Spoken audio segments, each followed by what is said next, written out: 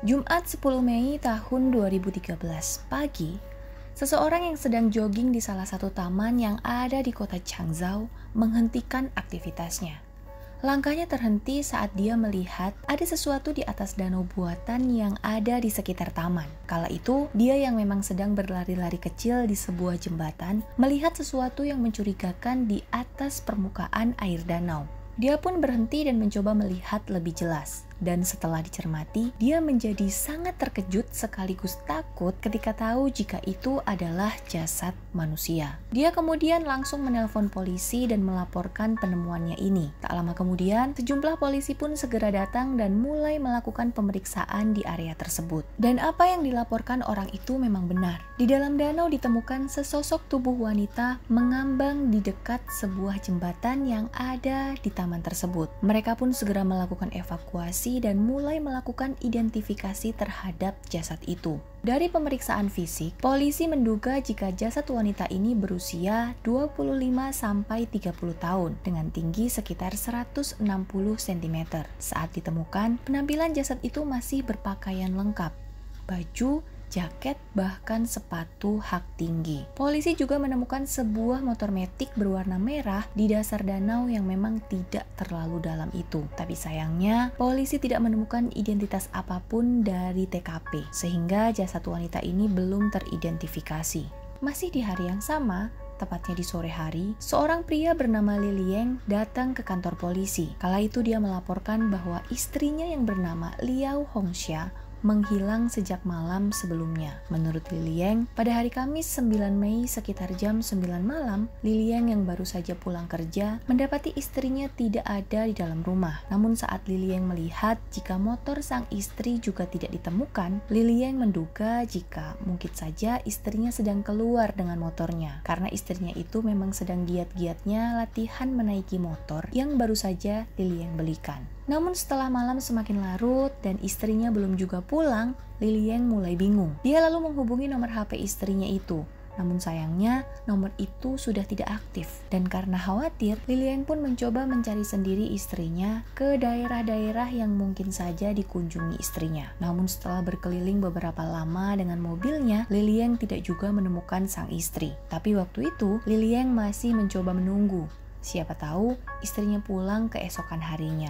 Namun ternyata setelah ditunggu seharian, istrinya tidak juga pulang. Akhirnya karena mulai tidak tenang, sore harinya Li Liang pun melaporkan berita kehilangan istrinya itu kepada polisi. Begitu polisi mendapatkan laporan dari Li Liang, polisi langsung bisa menduga jika jasad wanita tanpa identitas yang mereka temukan di taman adalah orang yang sedang dicari Li Liang. Apalagi di TKP juga ditemukan motor metik, di mana menurut Li Liang, istrinya itu memang hilang bersama motornya. Tanpa membuang waktu, polisi pun kemudian memperlihatkan foto jasad wanita tersebut kepada Li Liang. Dan begitu Li Liang melihat foto itu, seketika Li Liang menangis histeris karena dia tahu itu adalah jasad istrinya. Sebenarnya, Li Liang dan Liao Hongxia adalah sepasang pengantin baru. Mereka baru saja menikah sekitar 2 bulan saja, dan motor yang dipakai Hongxia adalah hadiah pernikahan mereka dari Li Liang. Dari motor Hongxia, polisi memang menemukan beberapa lecet dan goresan yang diduga akibat dari jatuhnya motor itu dari jembatan ke dalam danau. Apalagi di bagian sisi jembatan juga ditemukan sejumlah kerusakan, sehingga itu menguatkan jika hal ini berhubungan. Motor rusak dan jembatan juga rusak. Melihat kecocokan itu, awalnya polisi menduga jika ini adalah kecelakaan biasa. Hongxia yang belum mahir mengendarai motor diduga tidak bisa mengendalikan motornya saat melewati jembatan, sehingga dia pun jatuh ke dalam danau malam itu. Namun baik Li Liang maupun orang tua Hongxia tidak bisa menerima begitu saja jika kejadian ini adalah murni kecelakaan. Mereka pun menuntut kepada pihak kepolisian untuk melakukan pemeriksaan kasus ini lebih lanjut. Mereka bahkan sampai menolak menandatangani akta kematian Hongxia sebelum kasus itu diusut dengan tuntas. Karena hal inilah, pihak kepolisian yang hampir saja menutup kasus ini serta menganggap jika ini adalah kasus kecelakaan biasa, akhirnya memutuskan untuk melanjutkan penyelidikan atas kasus ini. Karena sebenarnya polisi sendiri juga menemukan fakta-fakta menarik yang sangat aneh dan sangat layak untuk diulas lebih dalam. Apa saja kejanggalan-kejanggalan itu? Yuk, kita bahas. Yang pertama adalah lokasi TKP. Taman yang menjadi TKP adalah sebuah taman yang jaraknya lumayan jauh dari rumah Hongxia dan Lilieng. Untuk ukuran orang yang sedang belajar naik motor, rasa-rasanya lokasi itu terlalu jauh karena harus melewati jalan raya juga. Bukan lokasi yang memang masih di lingkungan yang sama dengan tempat tinggal mereka. Selain jauh, suasana di sekitar TKP juga minim penerangan. Suasana malam di sana itu bisa dibilang gelap dan remang-remang. Jadi lumayan aneh ketika Hongxia memilih taman ini untuk latihan motor. Lebih-lebih di malam hari. Melihat kejanggalan itu, polisi lalu mencoba melihat CCTV yang ada di jalur arah taman dari rumah Lilieng. Dan dari CCTV, memang terlihat jika malam itu, Hongxia mengendarai motor merahnya sendirian menuju taman. Tapi yang menjadi sorotan polisi adalah cara Hongxia dalam mengendarai motornya itu. Karena di sana, Hongxia terlihat sangat luas. Layaknya orang yang sudah jago naik motor. Bukan yang masih canggung, nyak-nyuk gitu. Enggak, ini tuh benar-benar kelihatan banget kalau Hongxia udah lancar. Fakta ini tentu beda banget sama keterangan Lilieng yang bilang kalau istrinya ini baru aja belajar naik motor. Nah, fakta lain yang juga ditemukan polisi adalah jika melihat suasana remang-remang yang ada di taman, pasti saat itu Hongxia akan menghidupkan lampu depan motornya dong. Nah, tapi kenyataannya saat ditemukan saklar motor itu dalam keadaan mati. Padahal di jembatan itu nggak ada penerangan sama sekali. Rasanya aneh banget kalau Hongxia jalan gelap-gelapan melewati jembatan itu.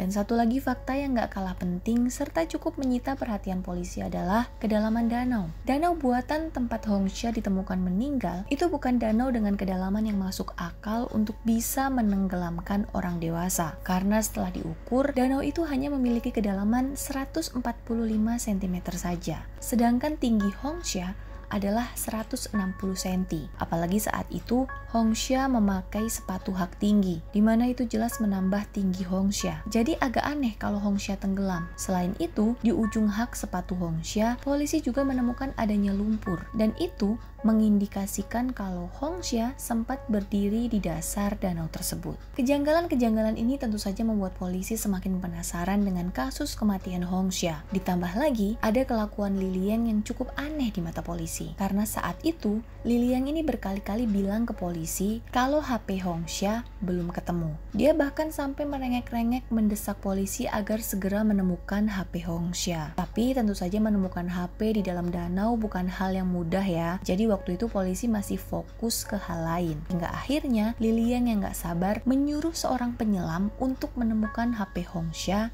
dengan imbalan sejumlah uang. Kalau tidak salah, sekitar 2,8 juta rupiah. Dan akhirnya HP Hongxia memang berhasil ditemukan. HP itu kemudian diberikan kepada polisi. Lilieng berharap HP itu bisa membantu polisi dalam mengungkap kematian Hongxia. Dan dari HP tersebut, polisi mendapatkan informasi jika HP Hongxia ini adalah HP baru dengan nomor baru juga. Dan karena nomor baru, di sana polisi hanya bisa menemukan 2 nomor yang berhubungan dengan Hongxia. Yang satu nomor milik Lilieng dan satu lagi nomor tidak dikenal karena sepertinya belum tersimpan di dalam kontak. Dan di hari kejadian, nomor yang tidak dikenal itu menelpon serta mengirim pesan berkali-kali ke nomor Hongxia, di mana isi di dalamnya adalah mengajak Hongxia bertemu di taman itu. Praktis, fakta ini membuat polisi memusatkan fokusnya. Siapa pemilik nomor itu? Dan setelah dilakukan penyelidikan, polisi pun akhirnya tahu jika itu adalah nomor Zhao Qiwei. Qiwei sendiri adalah kerabat dari Hongxia dan Lilieng. Beberapa minggu terakhir, dia bahkan tinggal dengan pasangan itu. Setelah mendapatkan informasi tentang Qiwei, polisi tidak serta-merta memanggilnya untuk dimintai keterangan. Namun polisi terlebih dulu menggali sebanyak mungkin informasi tentang Qiwei. Kala itu, polisi pun lagi-lagi memeriksa CCTV yang ada di jalan sekitar taman dan juga CCTV yang ada di taman. Dan benar saja, dari CCTV, polisi mendapatkan bukti bahwa di malam kejadian, Qiwei ada di TKP sekitar jam 9 malam sampai jam 4 pagi. Waktu yang cukup lama jika hanya dihabiskan untuk menikmati suasana taman. Fakta ini kemudian dicocokkan dengan hasil forensik jasad Hongxia yang menyebutkan bahwa wanita itu diperkirakan tewas di jam 10 malam hingga jam 1 dini hari. Jadi dapat disimpulkan bahwa saat Hongxia meninggal, Qiwei ada di lokasi taman. Masih dari rekaman CCTV, di sana polisi melihat jika Chi-wei meninggalkan taman dengan menggunakan taksi. Hal itu membuat polisi akhirnya berusaha mencari sopir taksi yang ditumpangi Chi-wei malam itu, dan akhirnya ketemu. Saat ditunjukkan foto Chi-wei, sang sopir pun dengan cepat mengingat bahwa pria itu memesan taksinya pagi dini hari di taman. Sang sopir juga menjelaskan jika saat itu sang penumpang membayarnya dengan uang basah, padahal waktu itu dia ingat betul jika cuaca tidak sedang hujan. Setelah mengantongi informasi ini, polisi pun akhirnya memanggil Chi-wei untuk dimintai keterangan. Awalnya, Chi-wei terlihat sangat bingung saat dikaitkan dengan kematian Hongxia. Namun setelah diberondong dengan pertanyaan-pertanyaan polisi, Chi-wei pun merasa terdesak hingga akhirnya dia menceritakan apa yang terjadi malam itu. Dan inilah cerita sebenarnya versi Chi-wei. Chi-wei tidak membantah jika dia memang mengenal Hongxia dan juga mengenal Li Liying. Tapi menurutnya, dia bukanlah kerabat mereka, melainkan hanya teman sekelas Li Liying saat SMP. Namun walaupun hanya teman, hubungannya sudah sangat dekat dengan Li Liying. Hingga akhirnya saat Chi-wei ada beberapa masalah keuangan, dia tanpa ragu menerima tawaran Li Liying untuk ikut tinggal di rumahnya. Selain itu, kehadiran Chi-wei juga bisa menjadi teman Hongxia saat sewaktu-waktu Li Liying kerja di luar kota. Tapi rupanya, saat ditinggal kerja inilah, Chi-wei dan Hongxia terlibat hubungan asmara. Chi-wei yang saat itu menyadari kesalahannya, akhirnya memutuskan untuk pindah dari rumah Li Liying tepat sehari sebelum Hongxia dinyatakan hilang. Namun karena dia merasa rindu dengan Hongxia, pada malam harinya atau di hari Kamis 9 Mei tahun 2013, Chi-wei pun mengajak Hongxia untuk bertemu di dalam taman.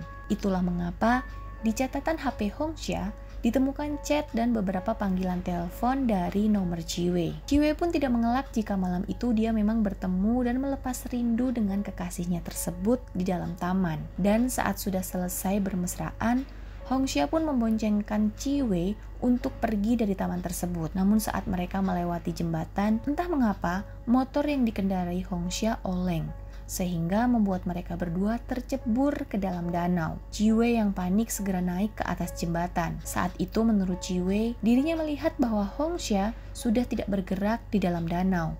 Dan karena panik serta takut, dia tidak berbuat apa-apa. Chi-wei hanya bisa terduduk di jembatan sambil memikirkan bagaimana perasaan Li Liying jika tahu apa yang telah terjadi. Chi-wei yang bingung pun hanya berjalan mondar-mandir di sekitar taman hingga akhirnya dia pun memutuskan untuk memesan taksi dan pergi dari taman tersebut. Mendengar keterangan Chi-wei, apakah polisi percaya? Tentu tidak dong. Bagi aku yang orang awam aja, ini tuh keterangannya macem aneh banget, gak masuk akal dan cenderung mengada-ada. Apalagi pas di bagian mereka jatuh, terus Chi-wei bisa naik ke jembatan, sementara Hongxia udah diem gak bergerak karena tenggelam. Proses itu kan pasti cepet banget ya. Masa sih dari jatuh Hongxia langsung tenggelam? Apalagi mengingat kedalaman danau yang memang gak masuk akal untuk nenggelamin orang. Dan sama kayak aku, polisi yang pastinya punya insting kuat menanyakan hal itu. Bagaimana bisa Hongxia tenggelam begitu saja sementara dia bisa naik ke jembatan? Apalagi di ujung sepatu Hongxia ditemukan lumpur, dimana itu membuktikan kalau Hongxia sempat berdiri di danau itu. Saat pertanyaan itu dilontarkan, Chi-wei yang awalnya lancar bercerita mendadak diam tak bersuara. Dia pun kemudian menolak memberikan keterangan apapun lagi kepada polisi. Polisi yang awalnya bingung akhirnya berinisiatif untuk memberitahukan ke Li Liying tentang keterlibatan Chi-wei dalam kasus ini. Siapa tahu aja Chi-wei bisa lebih kooperatif saat ditanyai Li Liying, mengingat hubungan mereka yang dekat. Namun begitu Li Liying diberitahu polisi tentang keterangan Chi-wei, Li Liying ternyata sangat marah. Dia pun langsung mendatangi kantor polisi dan langsung memaki-maki Chi-wei di depan polisi. Namun yang aneh adalah, begitu tahu jika Chi-wei terlibat, Li Liying yang awalnya sangat menggebu-gebu mendesak polisi memecahkan kasus ini, tiba-tiba meminta polisi untuk mengakhiri saja penyelidikan mereka. Padahal dengan adanya Chi-wei, bisa dibilang misteri kasus kematian Hongxia sudah hampir terpecahkan. Namun, Li Liying justru meminta polisi untuk menyudahi saja penyelidikan dan mengeluarkan akta kematian Hongxia agar dirinya bisa segera memakamkan istrinya. Padahal seperti yang aku katakan tadi, Li Liying adalah salah satu orang yang ngotot banget gak mau menandatangani akta kematian Hongxia sebelum kasus ini terpecahkan. Ini kok mendadak minta ditutup? Kan aneh banget ya?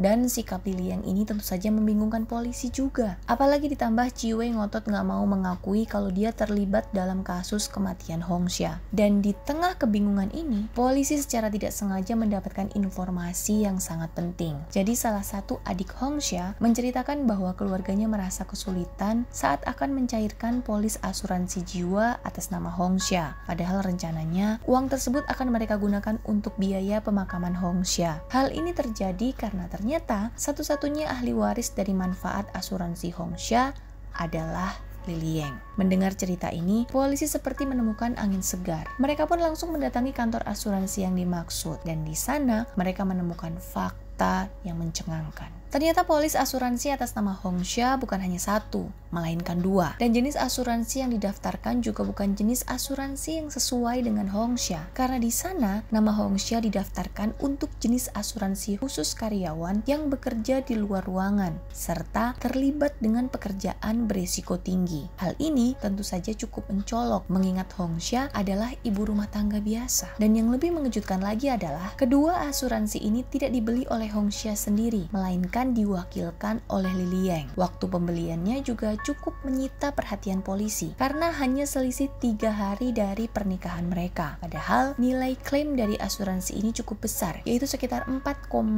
juta yuan atau sekitar 6,3 miliar rupiah. Dengan nama Li Lieng sebagai satu-satunya penerima manfaat asuransi. Mendapatkan semua informasi ini, polisi langsung tahu kemana arah penyelidikan mereka sekarang. Siapa sebenarnya Li Lieng? Dari hasil penyelidikan polisi, mereka mendapatkan informasi jika sebelum menikah dengan Hongxia, Li Lieng ternyata pernah menikah dengan seorang wanita dan telah memiliki seorang anak. Rumah tangga mereka hancur diperkirakan karena tabiat Li Lieng yang kurang baik. Diketahui dia sering berjudi dan memiliki banyak hutang. Apalagi polisi kemudian mengetahui jika Li Lieng menikahi Hongxia hanya selisih 20 hari dari perceraiannya dengan istri pertama. Setelah mengetahui banyaknya fakta tentang Li Lieng ini, polisi pun akhirnya memanggil Li Lieng untuk dimintai keterangan. Tapi di dalam keterangannya, Li Lieng mengeluarkan alibinya yang cukup kuat, di mana waktu-waktu yang diperkirakan menjadi waktu kematian Hongxia, dirinya ini sedang berkeliling sepanjang malam mencari keberadaan istrinya, bukan berada di dalam taman. Dia juga bilang kalau saat itu dirinya kesana kemari menanyakan kepada orang-orang tentang keberadaan Hongxia. Dan untuk membuktikan alibinya ini, polisi akhirnya memeriksa rekaman CCTV di jalan. Dan memang benar, terlihat mobil Li Lieng ada di jalan raya. Namun untuk ukuran orang yang sedang panik mencari istrinya, mobil Li Lieng ini hanya berkeliling di jalan sekitar 20 menit saja. Keterangan Li Lieng yang menyebutkan jika dia bertanya ke sana kemari kepada orang-orang juga tidak ada bukti, karena Li Lieng sama sekali tidak keluar dari mobilnya. Kejanggalan-kejanggalan ini akhirnya membuat polisi memutuskan untuk mempertemukan Ciwei dan Li Lieng dalam satu sesi interogasi. Dan saat itulah akhirnya Ciwei pun berlahan mengakui perbuatannya yang telah menghabisi nyawa Hongxia. Mendapati kenyataan jika Ciwei telah menyerah, Li Lieng yang awalnya kekeh menyatakan ketidakterlibatannya, akhirnya dengan pasrah berlahan mulai memberikan pengakuan. Dan inilah kronologi sebenarnya dari kasus kematian Hongxia.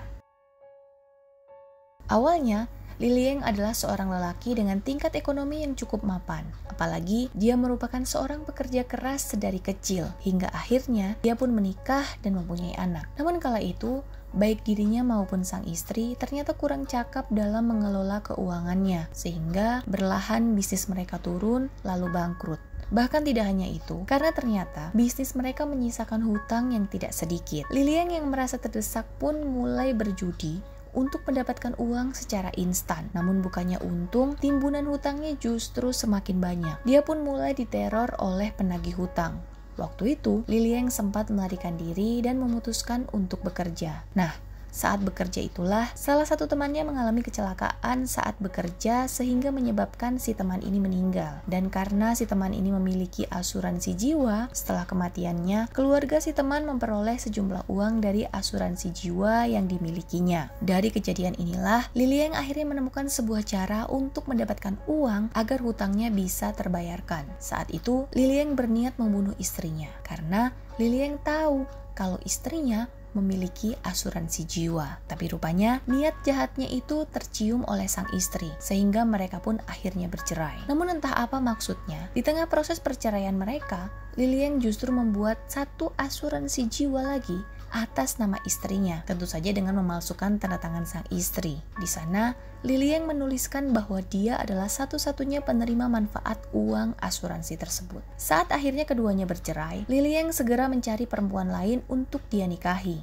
Dan saat itu, bertemulah dia dengan wanita berusia 27 tahun yang bernama Hong Xia. Dia pun melakukan pendekatan secepat kilat kepada wanita itu hingga akhirnya hanya berselang 20 hari dari perceraiannya, Li Lieng dan Hong Xia pun menikah. Dan setelah mereka menikah, Li Lieng yang memang pada dasarnya tidak menyukai Hong Xia tidak pernah menyentuhnya di ranjang. Dan hal ini membuat Hong Xia bingung. Namun kebingungannya berubah menjadi kemarahan saat dia secara tidak sengaja menemukan surat asuransi atas nama mantan istri Li Lieng di dalam lemari.